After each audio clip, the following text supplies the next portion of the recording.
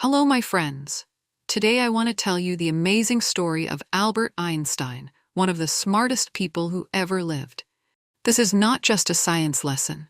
It's the story of a curious boy who changed the way we understand the world. Einstein's life teaches us that being different is not a problem. It's a gift. So sit back, relax, and enjoy this incredible journey of discovery and genius. Chapter 1. The Curious Child. Over 140 years ago, on March 14, 1879, a baby boy was born in Germany. His parents, Hermann and Pauline Einstein, named him Albert. They had no idea that this little baby would grow up to become the most famous scientist in the world. Albert was not like other children. When he was very young, he did not speak much. His parents were worried. Other children his age were already talking, but Albert stayed quiet. Some people thought something was wrong with him. But Albert was not sick or slow. His mind was just working differently. Albert's father owned a small factory that made electrical equipment. From a young age, Albert was fascinated by how things worked. He would stare at machines and wonder about electricity and magnetism. His uncle Jacob would show him simple math problems, and Albert loved solving them. When Albert was 5 years old, his father gave him a compass. This small gift changed Albert's life forever. He watched the needle always point north, no matter which way he turned the compass. Albert was amazed. He wanted to understand the invisible force that moved the needle. This curiosity about invisible forces would shape his entire life. Albert was a quiet child who preferred reading books to playing with other children. He loved mathematics and science. While other kids played games, Albert solved math puzzles. His parents bought him books about geometry and algebra, and Albert read them like exciting stories. School was not easy for Albert. His teachers thought he was lazy because he asked too many questions. Albert did not just want to memorize facts, he wanted to understand why things worked the way they did. This made some teachers angry. They wanted students to be quiet and follow rules, but Albert's mind was always thinking and questioning. Albert's family was not very religious, but they were Jewish. This would become important later in Albert's life. When Albert was a teenager, his family moved to Italy because his father's business was failing. Albert stayed in Germany to finish school, but he was lonely and unhappy. He decided to leave school and join his family in Italy. Chapter 2. The Struggling Student. Albert's parents were not happy when he left school without graduating. They wanted him to have a good education and a secure job.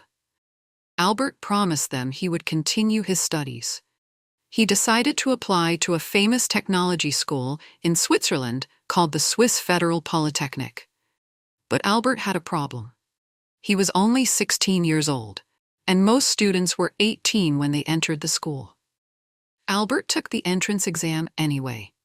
He was brilliant at mathematics and physics, but he struggled with languages and other subjects. The school rejected him. Albert was disappointed but not defeated. He spent one more year studying at a Swiss school to improve his grades. During this time, Albert lived with a kind family. He fell in love with their daughter, Marie, but the relationship did not last long. Albert was too focused on his studies and his big dreams about science. Finally, at 17, Albert was accepted into the Swiss Federal Polytechnic. He was excited to study physics and mathematics with the best professors. But again, Albert had problems with authority. He often skipped classes because he thought the professors were teaching old ideas. Albert preferred to study the newest scientific discoveries on his own. Albert's professors were not impressed with his attitude. They thought he was arrogant and disrespectful. When Albert graduated in 1900, his grades were good but not excellent. More importantly, none of his professors wanted to help him find a job. Albert had made his studies more difficult by challenging his teachers. After graduation, Albert could not find work as a physicist. For 2 years, he took temporary jobs as a teacher and tutor. He was poor and often worried about money. Albert began to think that maybe he had made a mistake by focusing so much on science. Maybe he should have been more practical and studied something that would guarantee him a job. But Albert never gave up on his love for physics. Even while working other jobs, he continued to think about the mysteries of the universe. He wondered about light, time, and space. He filled notebooks with his ideas and calculations. Chapter 3: The Patent Office and Great Discoveries. In 1902, Albert finally found a steady job at the Patent Office in Bern, Switzerland. His job was to examine new inventions and decide if they deserved patents. This work was perfect for Albert. He had to understand how machines worked, and he had time to think about physics during his free moments. Albert enjoyed his work at the Patent Office, but his real passion was still science. Every day after work, he would go home and work on his own physics problems. He was trying to understand some of the biggest mysteries in science. In 1903, Albert married Mileva Merrick, a woman he had met at university. Mileva was also a physicist, and she understood Albert's passion for science. They had long conversations about mathematics and physics. Some historians believe Mileva helped Albert with his calculations, though Albert got all the credit for their discoveries. Albert and Mileva had 2 sons together. Albert loved his family, but he was often distracted by his scientific work. He would spend hours thinking about problems, sometimes forgetting to eat or sleep. His mind was always busy with questions about how the universe worked. In 1905, when Albert was just 26 years old, he published 4 scientific papers that changed physics forever. Scientists now call 1905 Albert's miracle year because his discoveries were so important. One of Albert's most famous discoveries was the theory of relativity. Albert realized that time and space are not fixed. They can change depending on how fast you are moving. This idea seemed crazy to most people, but Albert proved it with mathematics. Albert also discovered that mass and energy are connected. He wrote the famous equation E equals mc squared, which shows that a tiny amount of matter can create enormous amounts of energy. This discovery would later lead to both nuclear power and nuclear weapons. Another important discovery was about light. Albert showed that light behaves like both waves and particles. This helped scientists understand the strange world of atoms and electrons. Chapter 4: Fame and Challenges. Albert's discoveries made him famous around the world. Newspapers called him a genius, and everyone wanted to meet him. But fame brought new problems. Albert was a simple man who just wanted to understand the universe. But now, he was treated like a celebrity. In 1915, Albert published his general theory of relativity, an even more revolutionary idea.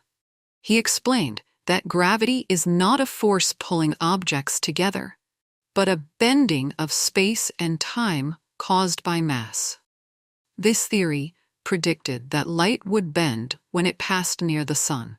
In 1919, during a solar eclipse, scientists tested Albert's prediction. They photographed stars near the sun and found that Albert was right. The light had bent exactly as he had predicted. This experiment made Albert the most famous scientist in the world. Albert won the Nobel Prize in Physics in 1921. He was invited to give lectures at universities around the world. People everywhere wanted to hear from the man who had unlocked the secrets of the universe. But Albert's life was not all success and happiness. His marriage to Mileva ended in divorce. Later, he married his cousin Elsa, who took care of him and managed his busy schedule. The biggest challenge came in the 1930s, when Adolf Hitler rose to power in Germany. Albert was Jewish, and the Nazis targeted Jewish people. Albert had to leave Germany and move to the United States. He never returned to his homeland. Albert spent his final years at Princeton University in New Jersey. He continued working on physics problems and became a symbol of wisdom and peace. Albert spoke out against war and racism. He believed that science should be used to help humanity, not harm it. Albert Einstein died on April 18, 1955, at the age of 76. His discoveries changed our understanding of space, time, and energy. Today, his theories help us build computers, GPS systems, and medical equipment. Albert's story teaches us that curiosity and persistence are more important than being the smartest person in the room. He showed us that asking questions is not a weakness. It's the key to understanding our world. So, my friends, be like Albert Einstein. Stay curious, ask questions, and never stop learning. Remember that being different is not a problem. It might just be your greatest strength.